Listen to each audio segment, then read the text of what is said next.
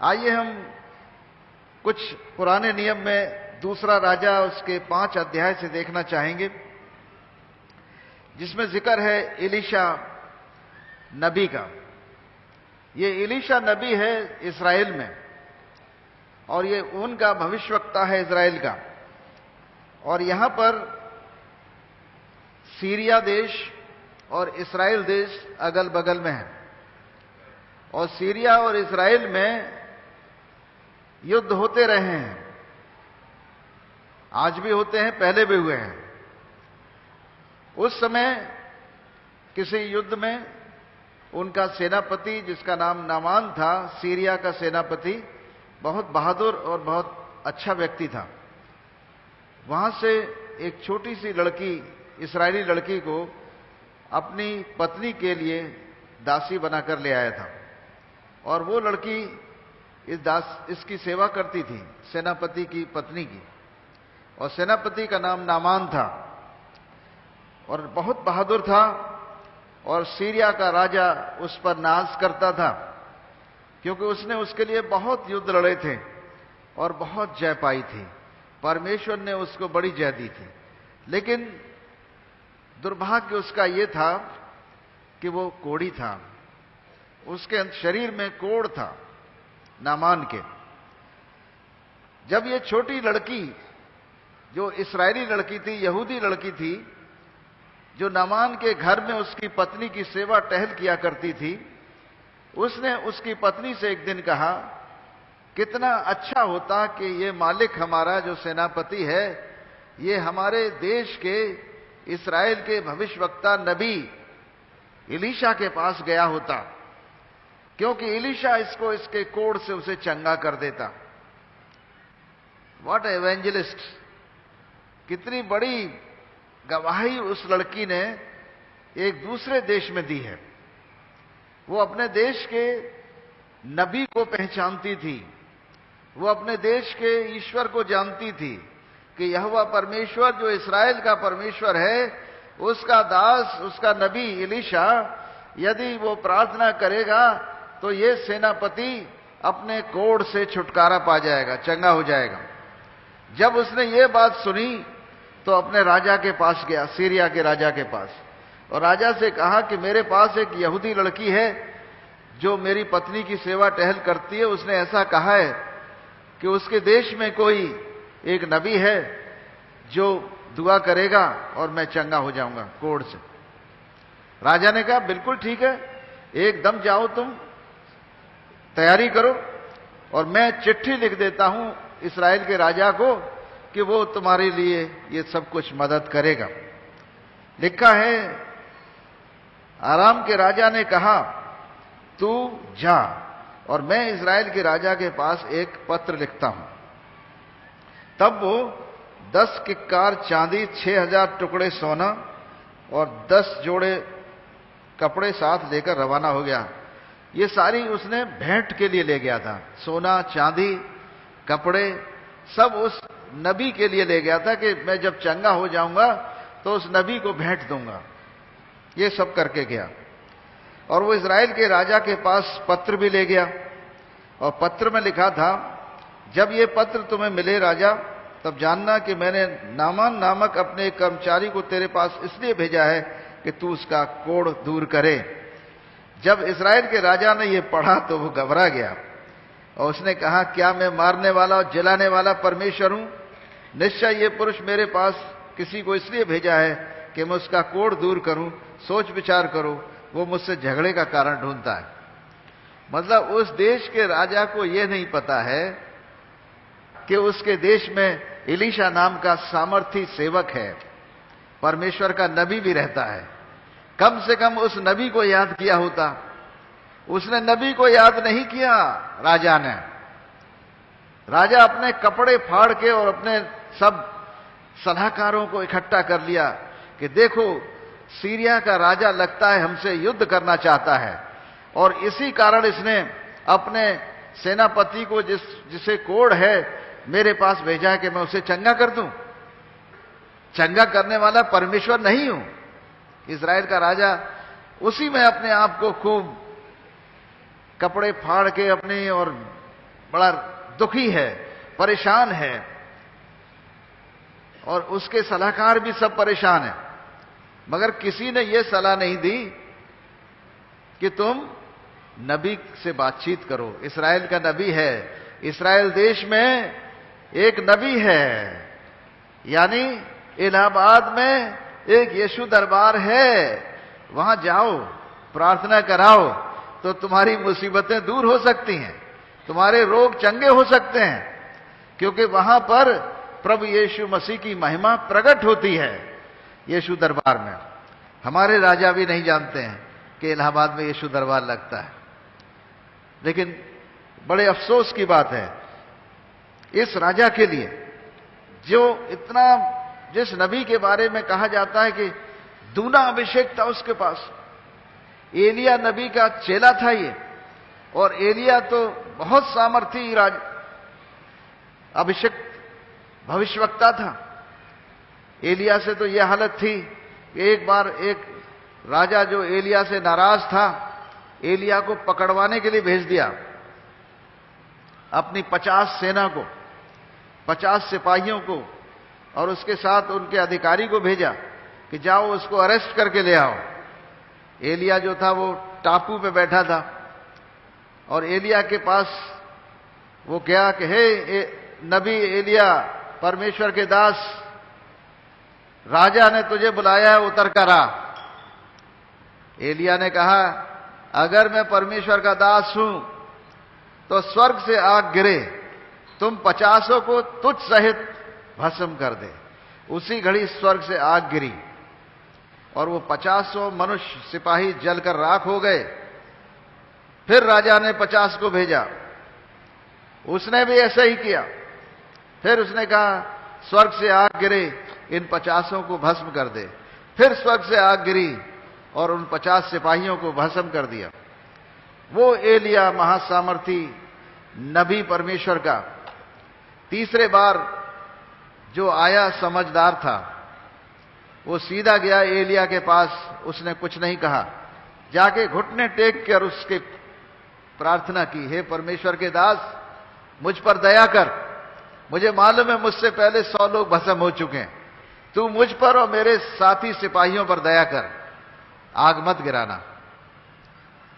तब परमेश्वर ने कहा कि जा, इसके साथ चला जा। तब एलिया उसके साथ चला जाता है, और इस प्रकार से वो उस राजा को, जिसने उसे बुलाया था, इस्राएल के राजा को जवाब देता है कि देख, तू जो बीमार है अब चारपाई से उठ नहीं पाएगा, तू खत्म हो जाएगा। और वैसा ही हुआ। तो एलिया नबी का चेला है एलीशा, और एलीशा को दूना अभिषेक परमेश्वर ने दिया हुआ है, और इस्राएल के राजा को होश नहीं है। उसको यह नहीं पता है कि उसके राज्य में एलिया से भी ज्यादा दूने अभिषेक का सामर्थी, एलिया से ज्यादा दूनी सामर्थ रखने वाला परमेश्वर का दास और उसका नबी एलीशा है। और राजा जो है अपने आप में परेशान है। फिर एलीशा को पता लगता है कि राजा ने अपने वस्त्र फाड़े हैं। वचन 5 अध्याय 2 राजा और 8 पद में एलीशा कहता है, तूने अपने वस्त्र क्यों फाड़े? अब वो मेरे पास आए। उस मनुष्य को जो तेरे पास आया है, नामान नाम का जो सेनापति है, जिसको कोढ़ है, जिसे राजा ने भेजा है सीरिया के, उसे मेरे पास भेज दे। राजा को वो खबर भेजता है। राजा ने एलीशा के पास खबर नहीं भेजी, एलीशा ने राजा के पास खबर भेजी है कि देख, उस मनुष्य को मेरे पास भेज दे।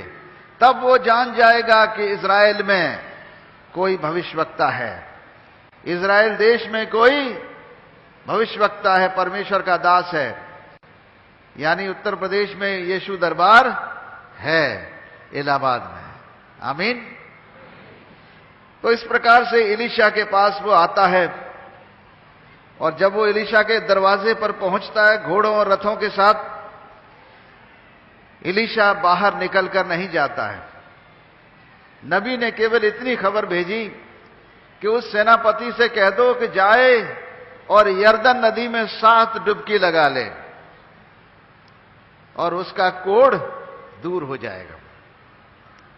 अब क्या होता है, ये बहुत बड़ा सेनापति था, सबसे पावरफुल सेनापति था उस इलाके का था।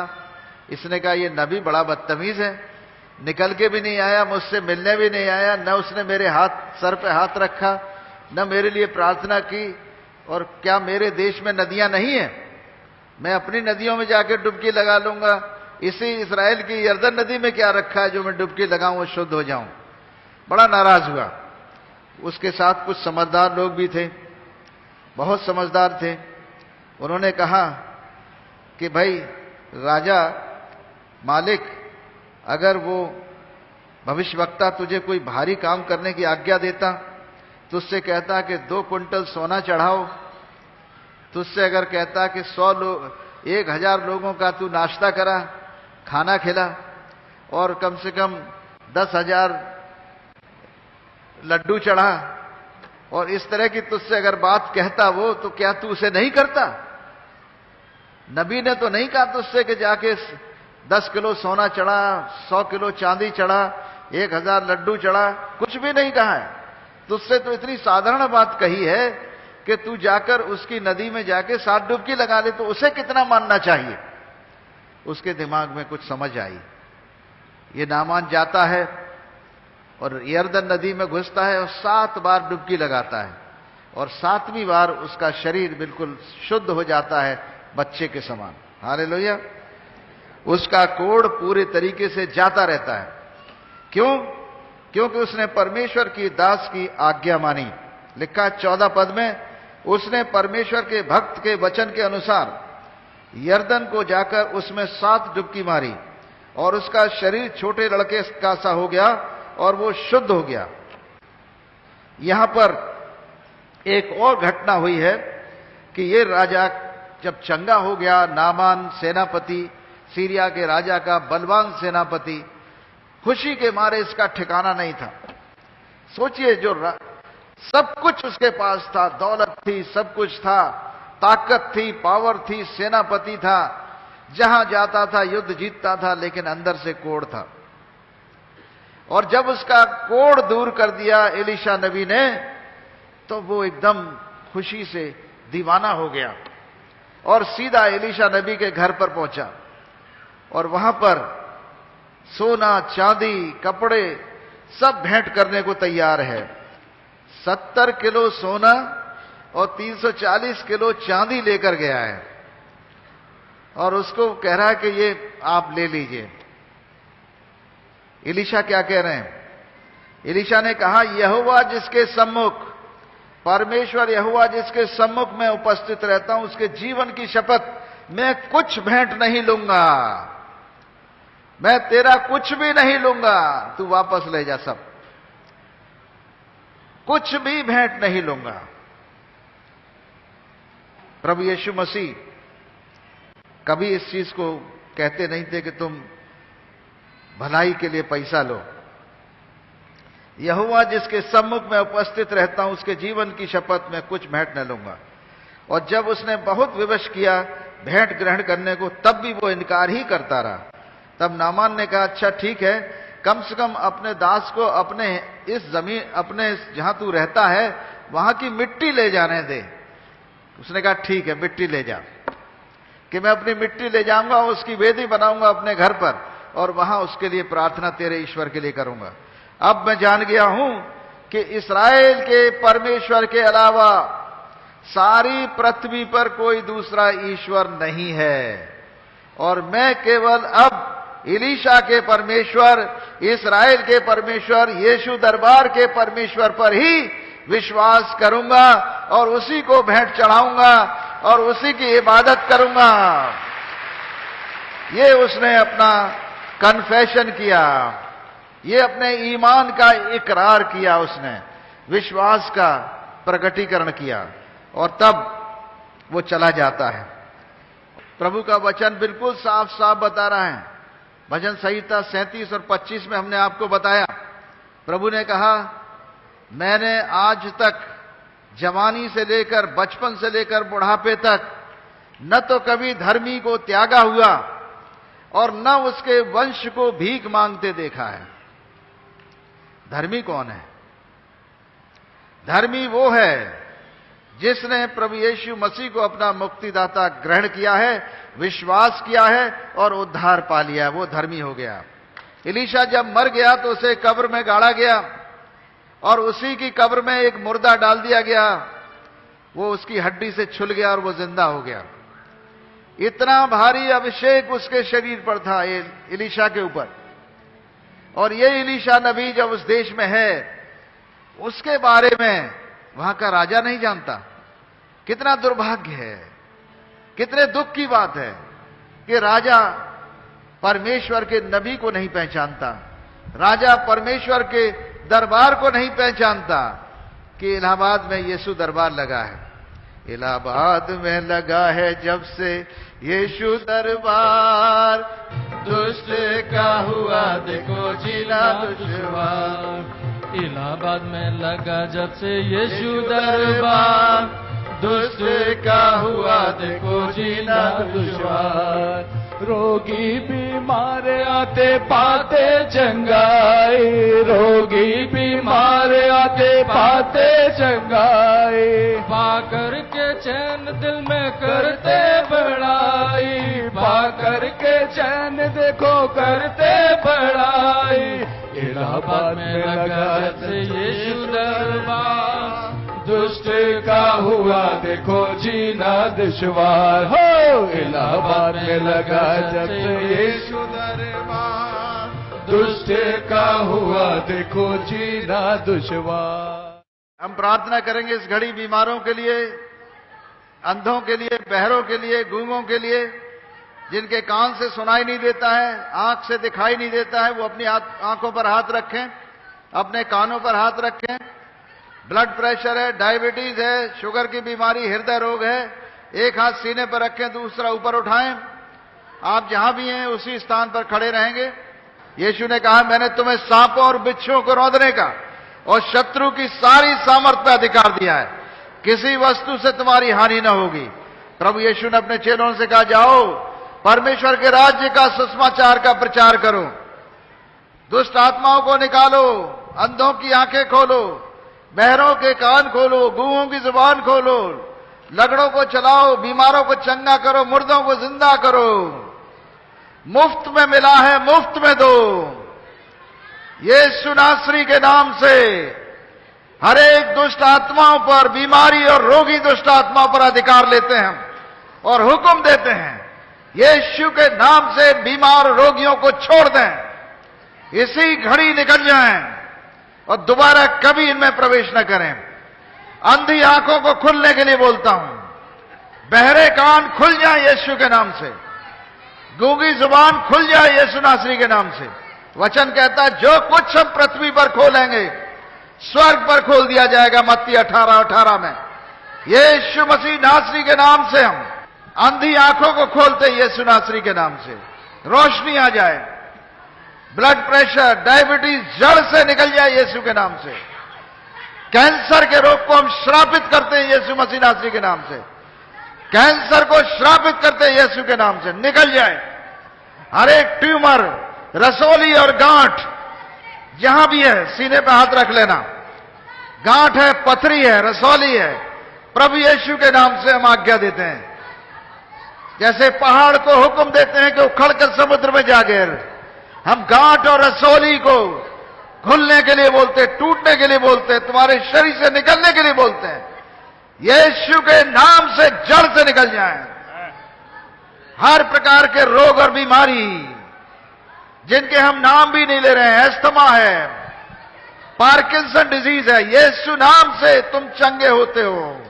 फाइलेरिया है, हाथी पांव है, प्रभु यीशु के नाम से हम फाइलेरिया को श्रापित करते, निकलने का हुक्म देते हैं। एड्स है, HIV है, यीशु नाम से हम HIV और एड्स को श्रापित करते हैं, तुम्हारे शरीर को छोड़ दे।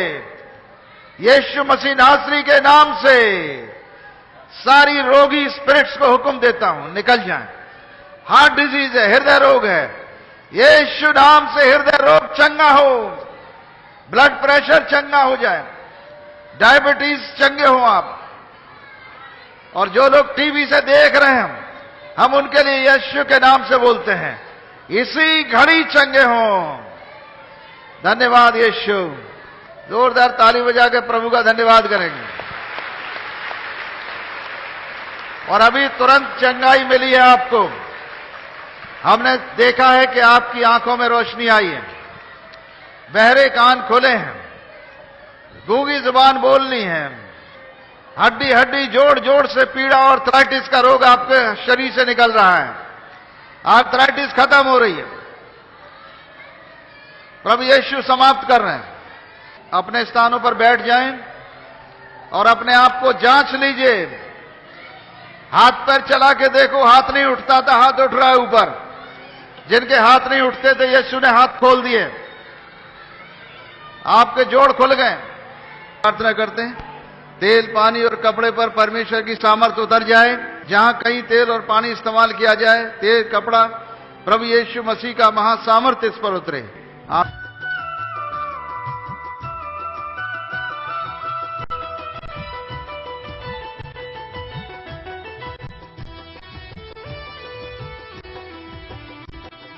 प्रभु मुझे